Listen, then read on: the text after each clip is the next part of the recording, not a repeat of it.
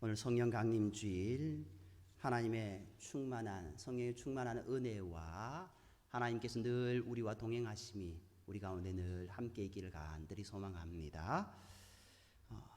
인간은 물질만으로 이루어진 존재가 아닙니다.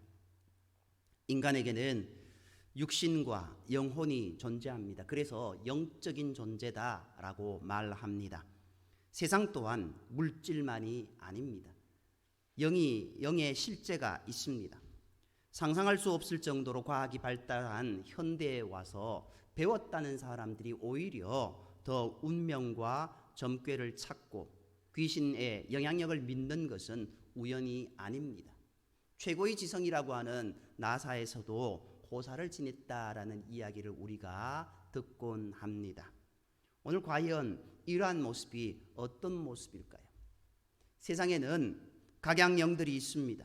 사람을 이용해 노예로 만들고 저주를 흐르게 하고 사람과 사람 사이를 이간질하며 싸우고 죽이게 하는 영들이 있습니다. 성경에서는 이를 두고 악하고 더러운 영들이라고 말합니다.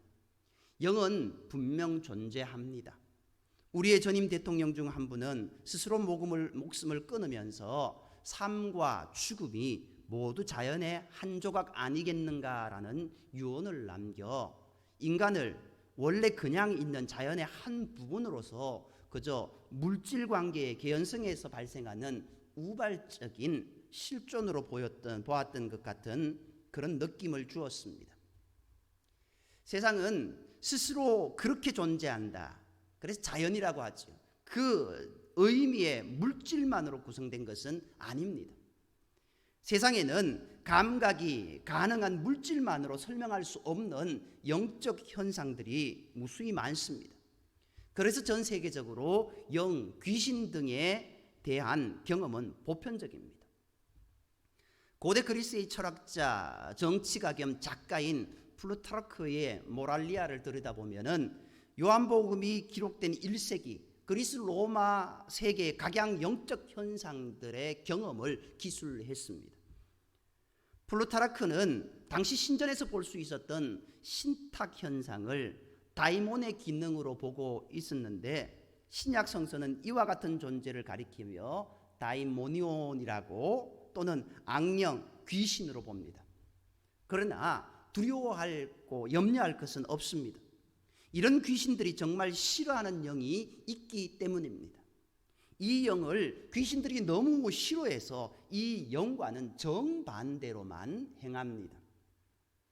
예수님을 잘 믿는 사람이 진짜 귀신을 받아서 굿하는 곳에 가면 무당이 바로 알아보고 부정탄다고 쫓아냅니다. 왜 그럴까요? 그 예수님을 믿는 사람 안에 있는 영, 성령 때문입니다. 성도가 가서 정죄가 나오면 둘 중에 하나는 가짜다라고 이야기하잖아요. 더럽고 악한 귀신들은 성령을 싫어합니다. 오히려 성령을 무서워합니다. 예수님은 그의 사역에서 늘 악한 영들과 싸우면서 그것들을 쫓아내 병든 자들을 고치셨습니다. 이런 귀신들이 정말 싫어하시는 영이 있습니다. 거룩한 영입니다. 이방 신전의 여사제들이 다이몬을 통해 신탁의 예언을 했던 것처럼 초대교회 신자들은 매우 구체적으로 이 거룩한 영을 체험했습니다.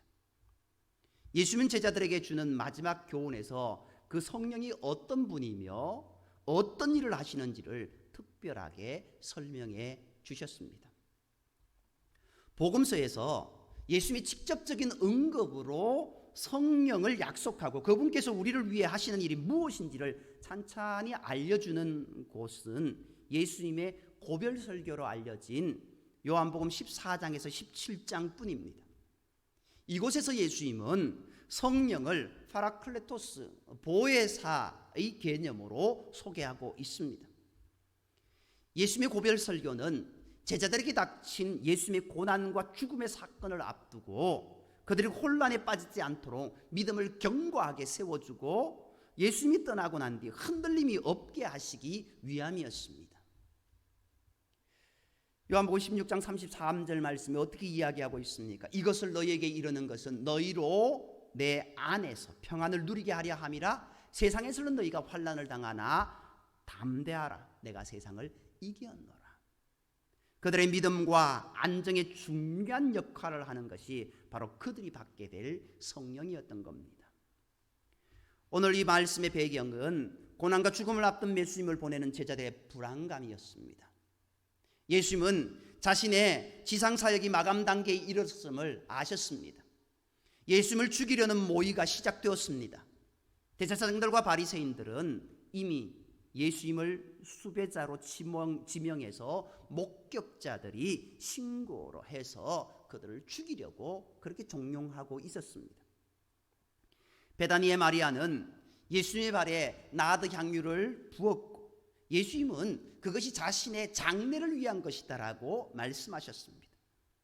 자신이 하나님의 일처럼 죽어야 많은 열매를 맺을 수 있음도 선언하셨고 그만큼 마음이 괴로워 하나님의 도우심을 간구하기도 하셨습니다.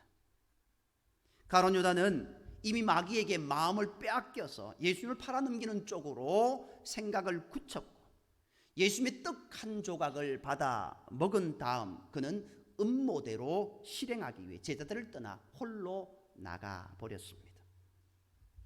물론 제자들은 심상치 않은 분위기를 감지하면서 불안에 떨기 시작했습니다. 여기서 예수님의 긴 고별 설교가 시작되었고 그 오프닝은 제자들에게 확신을 심어주는 격려의 말씀입니다. 오늘 우리가 읽은 14장 1절 말씀에 이렇게 이야기하고 있습니다. 너희는 마음에 근심하지 말라. 하나님을 믿으니 또 나를 믿어라. 너희는 마음에 근심하지 말라. 하나님을 믿으면 나도 믿고 내 한 말을 믿으라 라고 말씀하고 있습니다.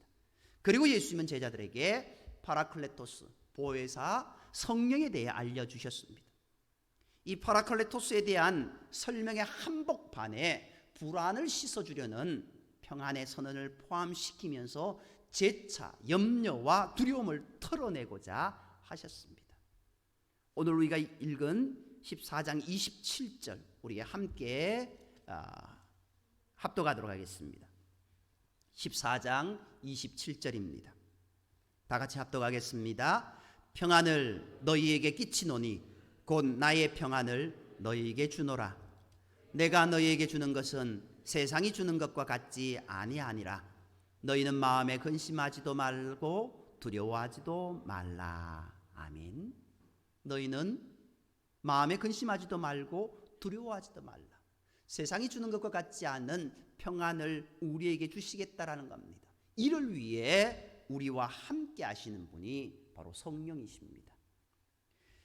예수님은 제자들이 받게 될 성령을 파라클레토스라는 개념으로 설명하여 이해를 도와주셨습니다.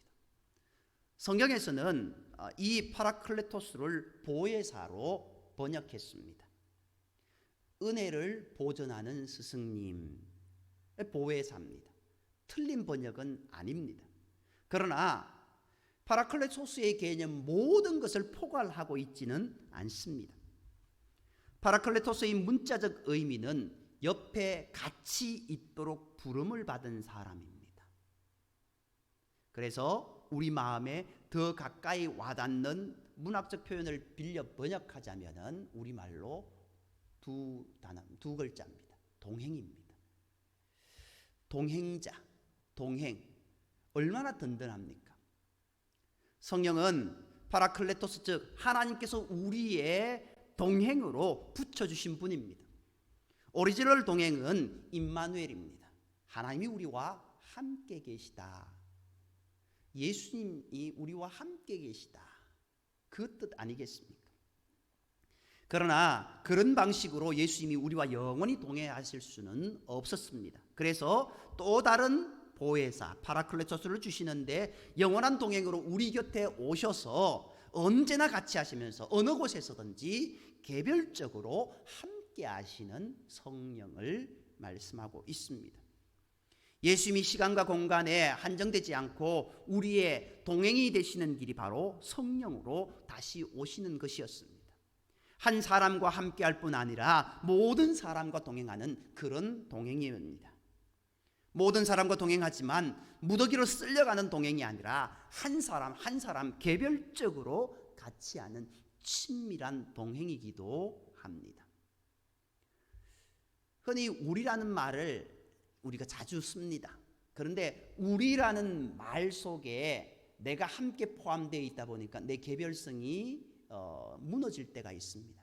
그러나 보혜사는 우리라는 개념 그것을 넘어서 또 우리 개인 간에 그 모든 것도 함께 하신다라는 것, 나와 함께 하시는 하나님, 나와 함께 하시는 예수님, 나와 함께 하시는 성령님, 그것을 이야기하고 있고 그것이 중요하다는 것을 우리에게 이야기하고 있습니다.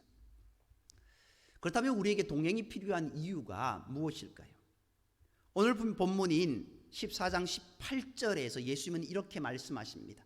내가 너희를 고아와 같이 버려두지 아니하고 너희에게로 오리라 라고 말씀하십니다. 예수를 믿는 그리스도인들은 세상과 본질적으로 다르기 때문에 홀로 놓아두면 고아와 같이 됩니다. 우리는 안데르센 동화에 나오는 미운 오리 새끼와 같습니다. 사실은 우아하고 아름다운 백조입니다. 세상의 오리들과는 다릅니다. 그러나 지금은 다수의 다른 오리 새끼들에게 따돌림을 받을 수 있는 미운 오리 새끼로 살고 있기 때문에 고아와 같습니다. 그래서 영원한 동행이신 성령을 우리에게 주십니다. 왜 성령의 동행이 필요할까요?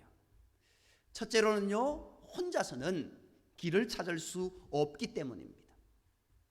인간은 혼자서 하나님께로 갈 수 있는 길을 찾을 수 없는 길치입니다. 모든 사람이 죄를 범하였음에 하나님의 영광이 이루지 못하나니라고 말씀하고 있는데 결국 자기 힘으로는 이 모든 것들 하나님께로 나아가는 길을 찾을 수 없습니다. 하나님께서 우리에게 주신 내비게이션 시스템이 성경과 성령입니다. 그래서 오늘 본문 말씀 26절에는 이렇게 말합니다. 보혜사 곧 아버지께서 내 이름으로 보내실 성령 그가 너희에게 모든 것을 가르치고 내가 너희에게 말한 모든 것을 생각나게 하시리라. 동행이신 성령님, 우리의 모든 것을 알려주시는 분, 그분은 바로 진리의 영이십니다. 진리를 알게 하는 영, 진리를 깨닫게 하는 영이십니다.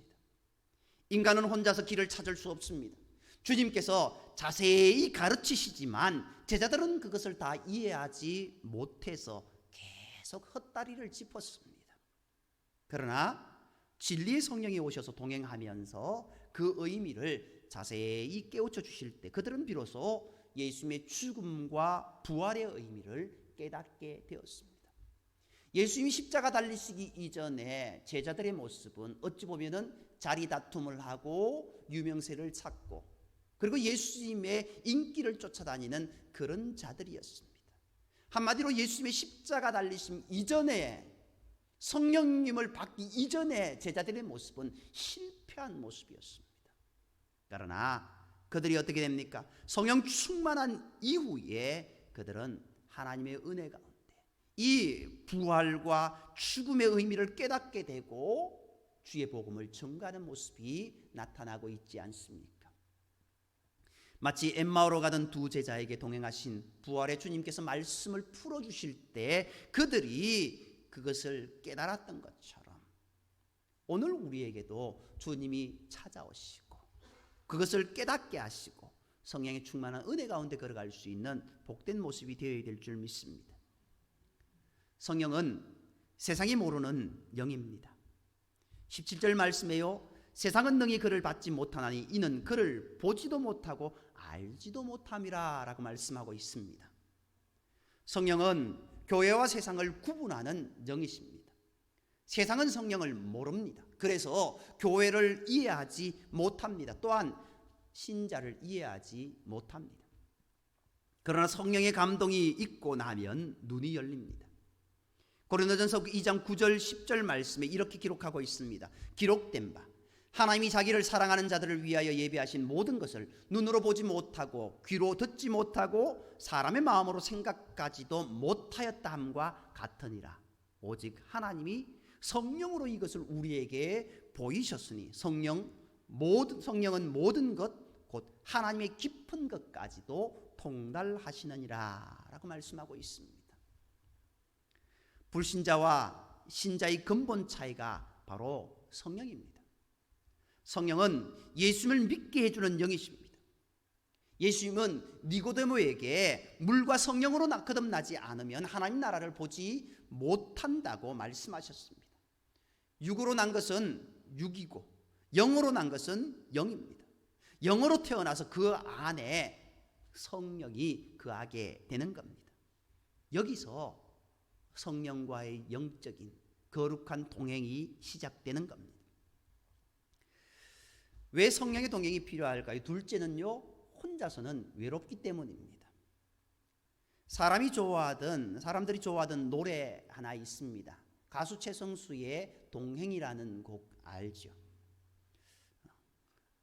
불러드리고는 싶지만 좀 그렇네요. 가사가 이렇잖아요. 아직도 내게 슬픔이 우두커니 남아있어요. 어둠에 갈 곳 모르고 외로워 헤매는 미로, 누가 나와 같이 함께 울어줄 사람 있나요? 누가 나와 같이 함께 따뜻한 동행이 될까? 그 가사들을 들여다보면은 어떻습니까? 정말 절로 고개가 끄덕여지고 마음이 숙연해지고 정말 나와 함께하는 자가 누군가 다시 한번 생각하게 됩니다. 그리고 이 가사가 마음에 와닿는 것은 정말 많은 사람들이 혼자는 외롭다라는 것을 알고 누군가 나와 함께 있으면은 정말 든든하고 기쁨이 있다는 것을 알기 때문에 그렇습니다. 인간은 동행을 그리워합니다. 애초에 하나님께서 사람을 만드시고 이 점을 바로 간파하셨습니다. 창세기 2장 18절 말씀에요, 여호와 하나님이 이르시되 사람의 독처하는 것이 좋지 못하니 내가 그를 위하여 돕는 배필을 지으리라 하시니라 말씀하고 있습니다. 하나는 외로워 둘입니다. 최초의 파라클레토스 개념입니다. 사람은 독처하는 것이 좋지 못하게 지음을 받은 그런 사랑의 존재다라고 말합니다. 인간은 사랑해야 살고 사랑받아야 사는 동행이 절대로 필요한 동행의 존재입니다. 그런데 죄인이 되어 자기만 생각하고 자기중심적이고 이기적이어서 상대방에게 상처를 주고 괴로움을 주고 아픔을 주기 때문에 동행이 필요하면서도 다시 자기 혼자로 돌아갑니다. 다시 자기 혼자만의 세계로 그렇게 어찌 보면은 내몰린다? 아니 그렇게 스스로 들어간다라고 이야기할 수 있죠. 우리에게는 죄인 아닌 분으로서 우리의 이 독처의 모습을 극복해 줄 한 사람이 필요합니다. 영원한 파라클레토스, 영원한 동행이 필요하다라는 겁니다. 그분이 바로 성령님이십니다. 내가 아버지께 구하겠으니 그가 또 다른 보혜사를 너희에게 주사 영원토록 너희와 함께 있게 하리니. 영원토록 너희와 함께 있게 하리니. 나의 좋은 영원한 참된 동행자 성령님이시다라는 것 우리가 믿어야 될 줄 믿습니다. 그리고 내게 성령님이 임하면 충만해지면 열매가 맺기 시작하는데 그 열매가 무엇입니까? 오직 성령의 열매는 사랑과 희락과 화평과 오래 참음과 가는 성령의 9가지 열매, 그것이 있습니다. 이 성령의 열매로 죄의 이기심으로 망가진 인간이 회복되게 되는 겁니다. 성령이 거하실 때 내 마음속에서 사랑이 시작됩니다. 그래서 성령이 내 안에서 사랑을 이룹니다. 최고의 복이 어떤 복일까? 사랑의 복이지 않습니까? 최고의 은혜가 어떤 은혜입니까? 사랑의 은혜지 않습니까? 사랑의 은사가 가장 귀하다는 것을 우리는 고린도전서 13장을 통해서 알게 됩니다. 사랑, 소망, 믿음, 이 세 가지는 항상 기댈 것인데 그 중에 제일은 사랑이라. 오늘 우리가 하나님을 사랑하고 하나님이 우리를 사랑하는 그 사랑의 관계 속에, 동행의 관계 속에 걸어가야 될 줄 믿습니다. 놀라운 사랑의 연합, 성령으로 가능해집니다. 그때 우리는 외롭지 않습니다. 사랑의 능력으로 충만하는 저와 여러분이 되기를 소망합니다. 마지막으로 성령의 동행이 왜 필요할까요? 혼자서는 감당하기 힘들기 때문입니다. 우리에게는 사명이 있습니다. 하나님께서 불러서 그리스도인이 된 사람에게는 예외 없이 모두 사명이 있습니다. 부르심에 부담이 있다라는 겁니다. 하나님께서 우리에게 명하신 그분의 뜻을 이루고 실천해야 하는 겁니다. 예수님은 동행하는 성령에 대해 가르치시면서 왜 이 말씀을 하셨을까요? 이것이 요지입니다. 나를 사랑하면 나의 계명을 지키라. 그러면 너희가 나의 계시를 받을 것이고 하나님의 사랑을 더욱 많이 받으며 그분께서 우리를 거처로 삼으실 것이다. 결국 하나님을 사랑하는 모습을 넘어서 하나님의 말씀 가운데 걸어가야 될 것이고 하나님 말씀 가운데 걸어가면 하나님께서 우리에게 주시는 그 말씀을 받을 것이고 우리에게 주시는 그 말씀 그것을 받으면 우리도 전해야 될 것이고 그렇게 하나님의 일꾼으로 하나님의 사명자로 살아간다고 한다면 하나님이 나와 늘 동행하여 주시는 은혜가 있게 될 것이다 라고 이야기하고 있습니다. 그런데 이것이 혼자 힘으로 안 됩니다. 하나님 뜻대로 성화되어 예수님의 형상을 담고 그분이 내게 분부한 모든 것을 배워 나가야 됩니다. 그것이 죄인인 우리 자신의 힘으로는 도저히 안 됩니다. 성령이 동행하셔야 감당할 수 있는 겁니다. 성령은 나와 동행하시면서 하나님의 말씀을 따르고 그분의 사명을 감당할 수 있도록 힘을 주신다라는 겁니다. 어떤 때는 우리가 자신을 지탱할 수 없을 정도로 힘들 때가 있습니다. 무엇을 위해 어떻게 기도해야 할지 모를 때도 있습니다. 그때 우리 안에 성령님이 우리를 위해 기도하신다는 사실을 말할 수 없는 탄식으로 기도하고 계신다는 것을 우리는 기억해야 됩니다. 로마서 8장 26절에서 28절 말씀 이렇게 이야기하고 있습니다. 이와 같이 성령도 우리의 연약함을 도우시나니 우리는 마땅히 기도할 바를 알지 못하나 오직 성령이 말할 수 없는 탄식으로 우리를 위하여 친히 간구하시느니라. 마음을 살피시는 이가 성령의 생각을 아시나니 이는 성령이 하나님의 뜻대로 성도를 위하여 간구하심이니라. 우리가 알거니와 하나님을 사랑하는 자 곧 그의 뜻대로 부르심을 입은 자들에게는 모든 것이 합력하여 선을 이루느니라. 나를 위해 기도하시는 분, 하늘 보좌에서 나를 위해 기도하시는 분이 계십니다. 그리고 오늘 나와 함께 하셔서 나를 붙잡으시고 위로하시고 나와 함께 하시고 나를 위해 기도하시는 분이 계십니다. 예수님이 우리를 위해서 하늘 보좌에서 기도하시고 성령님이 우리와 늘 동행하시면서 나를 일으켜 세우시고 위로하시고 함께 기도해 주신다라는 겁니다. 요한계시록 3장 20절은 예수님을 영접하도록 권할 때 인용하는 말씀입니다. 그러나 원래 요한계시록에서는 성령이 라오디게아 교회에게 성령이 소아시아 7교회에 하시는 말씀들이었습니다. 특별히 요한계시록 3장 20절 라오디게아 교회에 하시는 말씀이지 않습니까? 19절 20절 이렇습니다. 무릇 내가 사랑하는 자를 책망하여 징계하노니 그러므로 내가 열심을 내라 회개하라. 볼지어다 내가 문 밖에 서서 두드리려니 누구든지 내 음성을 듣고 문을 열면 내가 그에게로 들어가 그와 더불어 먹고 그는 나와 더불어 먹으리라.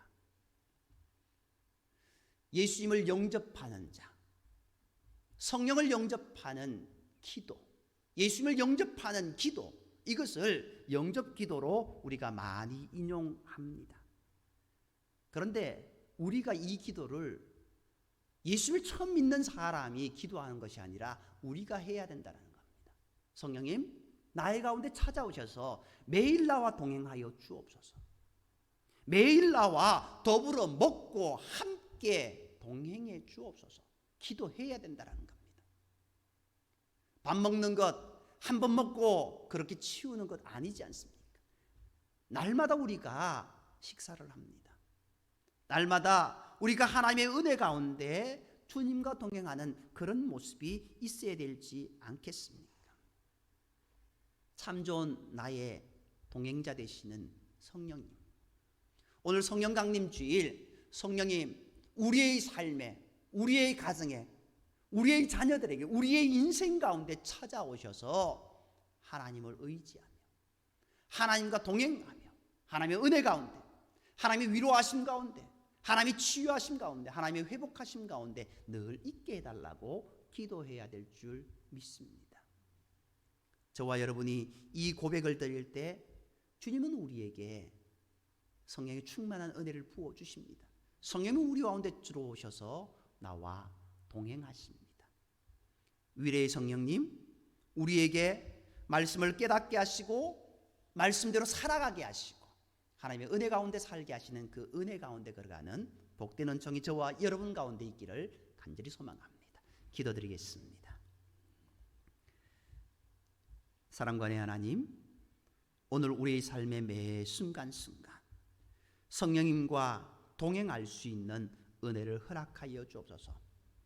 임마누엘의 은혜, 하나님이 나와 함께 하심, 십자가의 그 보혈의 은혜, 그리고 성령님이 나를 위로하시고 붙잡아 주시고 인도하시는 은혜, 늘 이 은혜가 우리 가운데 늘 있게 인도하시고 특별히 매일 기도할 수 있는 은혜를 허락하시고 매일 하나님의 말씀 가운데 걸어갈 수 있는 우리 삶이 되게 인도하여 주셔서 날마다 기쁨의 삶, 은혜의 삶, 복된 삶이 되게 인도하여 주옵소서.